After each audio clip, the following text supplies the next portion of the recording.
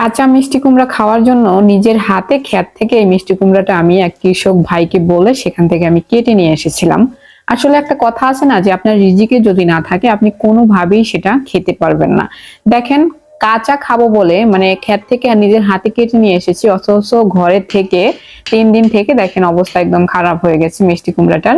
মিষ্টি কুমড়াটা আমি একবারে সাথে সাথেই রান্না করে খেতে চাইছিলাম। এরকম কাঁচা মিষ্টি কুমড়া ক্ষেত থেকে পেরে নিয়ে এসে যদি ভাজি করা হয় তাহলে আমার কাছে খুব ভালো লাগে খেতে, তার জন্যই নিয়ে আসা হয়েছিল।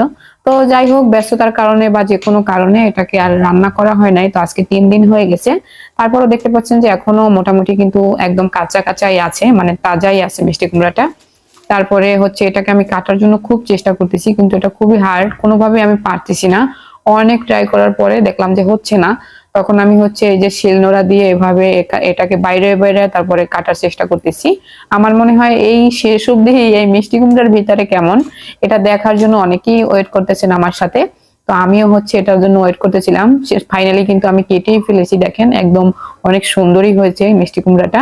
আর এটা আমি নিয়েছিলাম 80 টাকা দিয়ে, এটা মনে হয় 7-8 কেজির মতো ওজন হবে। একদম ক্ষেত থেকে একটা কৃষক ভাইয়ের কাছ থেকে আমি কেটে নিয়ে এসেছিলাম। তো যাই হোক, এখন এটাকে ভাজি করে খাবো। আর শেষ পর্যন্ত ধৈর্য ধরে এই মিষ্টি কুমড়ার ভিতরের অংশ কিরকম হয় এটা দেখার জন্য কে কে ভিডিওটা শেষ অবধি আমার সাথে সাথে ধৈর্য ধরে দেখছেন অবশ্যই কমেন্ট করবেন। সবাই ভালো থাকবেন, সুস্থ থাকবেন। আল্লাহ হাফেজ। আর আমি এখন এই মিষ্টি কুমড়াটা ভাজি করব, ভাজি করে হচ্ছে এটা দিয়ে যদি আল্লাহ খাওয়ায় তাহলে একটা ভাত খাবো ইনশাআল্লাহ।